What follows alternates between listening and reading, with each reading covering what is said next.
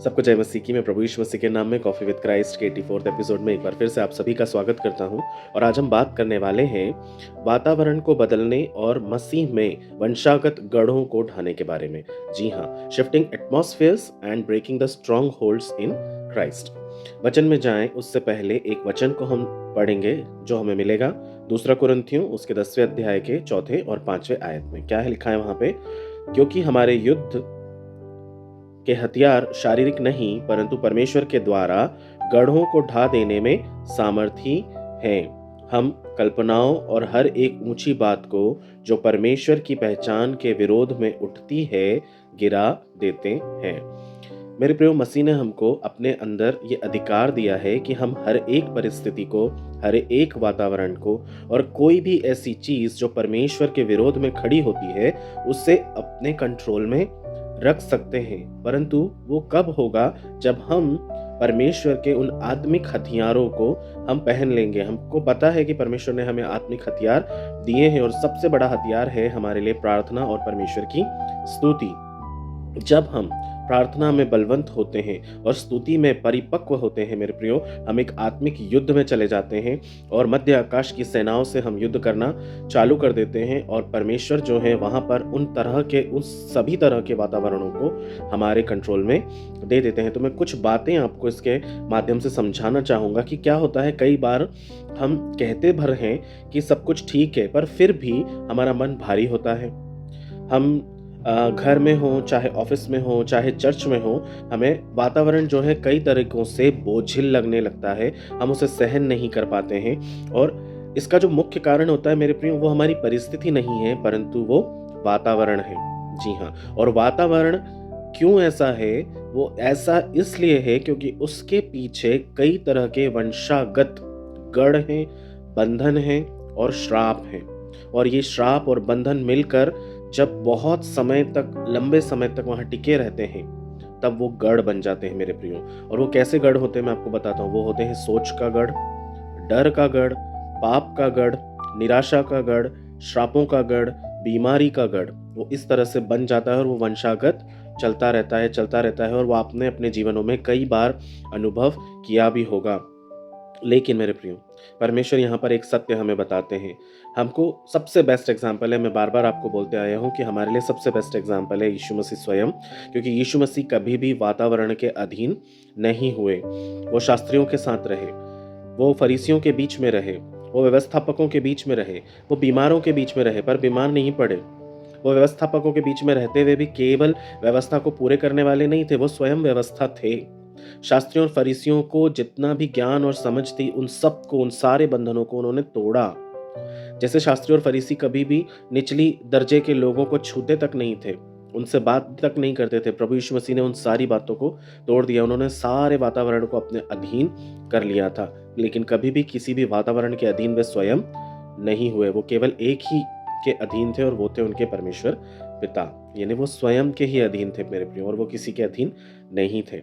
तो मैं आपको 4 बातें बताऊंगा कि हम भी प्रभु यीशु मसीह का एग्जाम्पल फॉलो करते हुए कैसे प्रभु यीशु के समान तमाम वातावरणों को और गढ़ों को ढाने वाले बन सकते हैं। तो सबसे पहली चीज जो हमें समझनी है वो ये है, वातावरण शब्दों से बनता है और बदलता भी है। नीति वचन 18:21 में क्या लिखा हुआ है?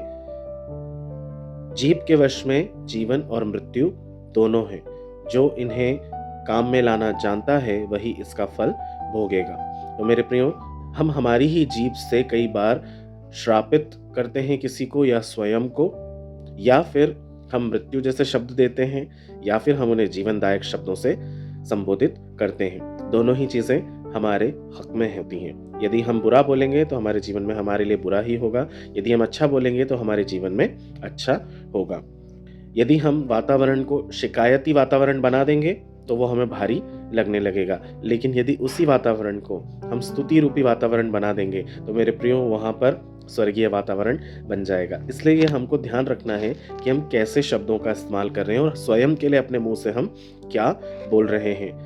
याद रखिएगा कि जहां कुड़कुड़ाहट होती है ना, वहां बोझ कभी भी उतरता नहीं बल्कि चढ़ता है। और जहां आराधना होती है वहां कोई भी गढ़ टिक नहीं सकता, चाहे पाप हो, श्राप हो, बीमारी हो, किसी भी तरह का गढ़ वहाँ पे कभी टिक नहीं पाएगा, वो ढा दिया जाएगा। इसलिए मेरे प्रियो, जब भी आपके सामने किसी भी तरह की परिस्थिति को सामना करने का मौका आए, तो अपनी जीभ से कभी भी अपने ही लिए बुरा ना बोलें। फॉर एग्जाम्पल, यदि आपका ट्रांसफ़र हो जाता है, कहीं किसी जॉब से आप शिफ्ट हो जाते हैं, तो कभी खुद के लिए ये ना कहें, अरे मैं कैसे एडजस्ट करूँगा, मुझे तो ये पसंद ही नहीं है, मुझे तो ये जॉब ही पसंद नहीं है, मैं यहाँ पर रह ही नहीं पाऊँगा। इस तरह की बातें आप अपने लिए ना करें, बल्कि आप ये करें, जहाँ मैं जा रहा हूँ उस वातावरण को मैं प्रभु यीशु मसीह के अधीन कर देता हूँ। मैं जहाँ भी जा रहा हूँ वहाँ पर लोग मेरे शब्दों के द्वारा शांति को पाने वाले हों, मेरे चरित्र के द्वारा लोग अच्छा जीवन जीने वाले बन सकें, और जहाँ भी मैं जा रहा हूँ मेरे काम के द्वारा मेरे अधिकारी मुझसे आशीषित हो सकें। इस तरह की बातें जब आप अपने लिए बोलेंगे मेरे प्रियो, तब परमेश्वर आपको उन लोगों के सामने ऊंचा खड़ा करेंगे। दूसरी इंपॉर्टेंट बात है, गढ़ आपके सोच में पहले बनते हैं, बाद में वो वास्तविकता में आते हैं। इसलिए रोमियो 12:2 में, माफ कीजिएगा, लिखा हुआ है, और इस संसार के सदृश न बनो, परंतु तुम्हारी बुद्धि के नए हो जाने से तुम्हारा चाल चलन भी बदलता जाए, जिससे तुम परमेश्वर की भली और भावती और सिद्ध इच्छा अनुभव से मालूम करते रहो। प्रभु यीशु मसीह हमें स्वयं सिखा रहे हैं कि इस संसार के सदृश हमें नहीं बनना है। क्यों लिख रहे हैं पौलुस ये चीज़? इसीलिए लिख रहे हैं क्योंकि वो ये बताते हैं कि हमें संसार से अलग दिखना ज़रूरी होता है। यही मसीह में हमारी पहचान है, क्योंकि अब हमारी बुद्धि नई हो गई है, हमारे सारे बंधन खुल गए हैं। जैसा हम पहले किया करते थे, अब हमें वैसा करने की ज़रूरत नहीं है। धीरे धीरे हमारा चाल चलन बदलता जाता है और हम परमेश्वर की भली, भावती और सिद्ध इच्छा को अनुभव से मालूम करते जाते हैं, जिससे कि हम किसी तरह की गलतियां ना करें और जैसा परमेश्वर चाहता है वैसा ही हम जीवन जिएं। क्यों ये ज़रूरी है मेरे प्रियो? ये इसलिए ज़रूरी है क्योंकि जब कभी भी हम अपने बारे में ऐसा कहते हैं कि मैं बदल नहीं सकता, तो एक झूठे गढ़ की ईंट हम रख रहे होते हैं। मेरे परिवार में तो यही होता आया है, ये श्राप हमेशा से चलता आया है, मेरा परिवार ही ऐसा है, फिर हम एक ईंट रख रहे हैं। इस तरह की बातें जब हम करते हैं ना, परमेश्वर मुझसे काम नहीं ले सकता, फिर हम एक आत्मिक गढ़ को तैयार कर रहे हैं। मेरे प्रियो, अपने बारे में इस तरह की बातें करना बंद करें और स्वयं को आशीषित करें। स्वयं के सिर पर हाथ रखकर आप अपने आप को आशीष दें कि प्रभु यीशु मसीह, मैं आपके नाम से खुद को आशीष देता हूँ। देखिए, याद रखिएगा कि जो झूठ लंबे समय तक स्वीकार किया जाता है ना, धीरे धीरे वही हमारे जीवन का गढ़ बन जाता है, वही बंधन बन जाता है। इसलिए अपने बंधनों को हमें स्वयं तोड़ना होगा। आप मत सोचिए कि कोई आपके लिए आएगा आपके बंधनों को तोड़ने के लिए। नहीं मेरे प्रियो, आपको अपने बंधन खुद तोड़ने होंगे। बाइबल हमें सिखाती है कि यदि परमेश्वर की सेवकाई करना है ना, तो वो सबसे पहले हमें अपने जीवन से ही चालू करना पड़ेगा। पहले स्वयं के जीवन में, फिर उसके बाद परिवार में, और फिर उसके बाद बाहर, है ना। तो हमें ये पता होना चाहिए कि हमें कैसे अपने जीवन को प्रभु यीशु मसीह के अनुसार ढालना जरूरी है। तीसरी बात, यीशु की उपस्थिति भी वातावरण को बदल दिया करती है। जी हाँ, मरकुस 4:39 में लिखा है, तब उसने उठकर आंधी को डांटा और समुद्र से कहा, शांत हो जा और थम जा, और आंधी थम गई। मेरे प्रियो, यहाँ पर आपको सबको पता है कि सारे चेले घबराए हुए थे और उन्होंने यीशु मसीह से कहा कि हम मरे जाते हैं, क्या तुझे कुछ भी चिंता नहीं है? और यीशु मसीह उठकर आते हैं और वो बोलते हैं कि समुद्र थम जा, आंधी थम जा, और वो तुरंत उसकी आज्ञाओं को मानती है और ऐसा ही हो जाता है। मेरे प्रियो, यहाँ पर तूफान का जो वातावरण जो बन गया था ना, वो तो बात का था। उससे पहले जो डर पैदा हुआ वो शिष्यों के हृदय में पनप चुका था। शिष्यों के भीतर वो डर और वो तूफान पनप चुका था, और यीशु मसीह ने पहले वातावरण को कब्जे में लिया और उसके बाद उसके शिष्यों को जो भी डर था, जो भी हालात थे वहाँ पर, उसको सुधारा और उनको समझाया। तो कहने का मतलब ये है कि यीशु मसीह तूफान से अनुमति नहीं ले रहे थे, है ना, उसको आज्ञा दे रहे थे। आपके जीवन में भी तूफान आएंगे, अनुमति नहीं लेना है, आज्ञा देना है कि चले जा, थम जा, निकल जा यहाँ से, और वो हो जाएगा। स्थिर रहें, डरे नहीं, घबराएं नहीं, क्योंकि ऐसा तो होगा। जब यीशु मसीह के साथ हुआ है तो हमारे साथ होगा। तो हमें भी ध्यान रखना है कि हमें स्थिर रहना है और उसे आज्ञा देनी है कि वो हमारे जीवन से चले जाए। तमाम बंधन टूट जाएंगे प्रभु यीशु मसीह के नाम में। चौथी और मुख्य बात है, स्तुति आत्मिक युद्ध के बराबर है।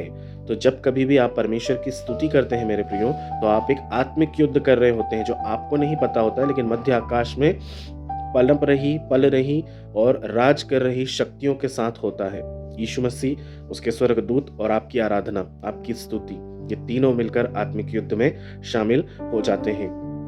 दूसरा इतिहास उसके 20 के 22 में लिखा है, जब वे गाने और स्तुति करने लगे तब यहोवा ने घात लगाने वालों को बैठा दिया। जी हाँ मेरे प्रियो, जो युद्ध भूमि है ना, वो हमारी आराधना है। रोने की जगह हमें गाना गाना है, स्तुति करनी है, परमेश्वर की प्रशंसा करनी है, और डर की जगह हमें परमेश्वर के नाम में घोषणा करनी है कि जो भी मध्य आकाश की ताकतें आपके जीवन में प्रबल हो रही हैं, वे उनके नाम से नष्ट हो जाएं और वे आपको छोड़कर चली जाएंगी। वचन में लिखा है कि प्रभु यीशु मसीह शैतान को डांट कर भगा देते थे तो वो भाग जाता था, है ना। वैसे ही हमारे जीवन में परमेश्वर ने वो अधिकार हमें भी दिया है कि जब कभी हम शैतान को डांटेंगे वो हमारे जीवन से भाग जाएगा, और हमें उसे प्रतिदिन भगाना है, क्योंकि वो अपनी सीरत से मजबूर है। वो नहीं मानेगा, वो बार बार आएगा ताकि आपको तोड़े, आपको प्रभु से दूर करे, लेकिन हमें उससे अपने जीवन से दूर रखना है। याद रखिएगा, स्तुति शोर नहीं है मेरे प्रियो, वो गढ़ों को तोड़ने की आवाज है। क्या हुआ था यरीहो की दीवार में, मैं आपको पिछले वीडियोस में बता चुका हूँ कि जैसे ही उन्होंने स्तुति की, जैसे ही तुरही फूंकी, वैसे जैसे परमेश्वर का नाम लिया, पूरी यरीहो की दीवार टूट गई। तो बड़े बड़े गढ़ों को डालने की शक्ति आपके मुंह में दी है परमेश्वर ने, आपके इन हाथों में वो अधिकार दिए हैं परमेश्वर ने, उसका उपयोग कीजिए। क्योंकि जब कभी इस संसार को छोड़कर आप परमेश्वर के पास जाएंगे, परमेश्वर से आप किसी भी तरह की शिकायत नहीं कर पाएंगे मेरे प्रियो। परमेश्वर तो आपसे स्वयं पूछेंगे कि मैंने तो तुझे सारा अधिकार दिया था, तूने उस अधिकार का इस्तेमाल कब किया? तू तो डर के बैठा रहा, तू तो बंधनों में ही पड़ा रहा। नहीं मेरे प्रियो, अधिकार का इस्तेमाल करें, आप उसके बेटे और बेटियां हैं। जैसे परमेश्वर ने सब कुछ परमेश्वर के हाथों में दे दिया, परमेश्वर ने उसे कलीसिया को दे दिया। तो आपको ध्यान रखना है कि वो हमारे हाथ में वो अधिकार है, हमें अब उस अधिकार का इस्तेमाल करके हर चीज को दूर करना है, हर पाप श्राप के बंधनों को हमारे जीवन से मुक्त करना ही है। तभी हम आशीषित जीवन और मसीह में एक जयवंत जीवन को जी सकेंगे। एक कहानी सुनाता हूँ, उसके बाद हम जल्दी से इसे खत्म करेंगे। एक मसीह भाई हर दिन घर में झगड़ते रहते थे, बीमारी उनके जीवन में थी, आर्थिक दबाव से वो जूझ रहे थे, और कितने ही डॉक्टर्स को वो बदल रहे थे, सलाहें बदल रही थी, और माहौल जो है वो कभी भी उनके जीवन का नहीं बदल रहा था, उनके घर का वातावरण वैसा ही नेगेटिव रहा। एक दिन क्या हुआ कि उन्होंने निर्णय लिया कि वो हर सुबह घर में जोर जोर से अपने वचनों को, परमेश्वर के वचनों को पढ़ेंगे, आराधना करेंगे, शिकायत नहीं करेंगे और घोषणा ही घोषणा करते रहेंगे, और सारी नेगेटिविटीज को वो अपने घर से दूर करेंगे। 7 दिनों बाद में ऐसा हुआ मेरे प्रियो कि झगड़े होना कम हो गए, उनका हृदय हल्का हो गया, वो अच्छा महसूस करने लगे, उनको अच्छी नींद आने लगी, उनकी जो बीमारी थी वो धीरे धीरे जाने लगी, और उन्होंने स्वयं अपने मुंह से ये कहा कि समस्या पहले भी थी, परंतु अब वातावरण बदल चुका है, अब परमेश्वर ने मुझे उस अधिकार को इस्तेमाल करना सिखला दिया है। जब आपका घर मसीह का घर बन जाता है मेरे प्रियो, तो गढ़ों को बेदखल होना ही पड़ता है। सारे गढ़ श्राप के हों चाहे पाप के हों, वो टूट ही जाते हैं। इसलिए मेरे साथ साथ आप इस बात को दोहराइए, मैं मसीह में विजयी हूँ, मेरे जीवन के हर गढ़ यीशु मसीह के नाम से टूटते हैं, मेरे घर, मन और सेवकाई का वातावरण पवित्र आत्मा से भरता है।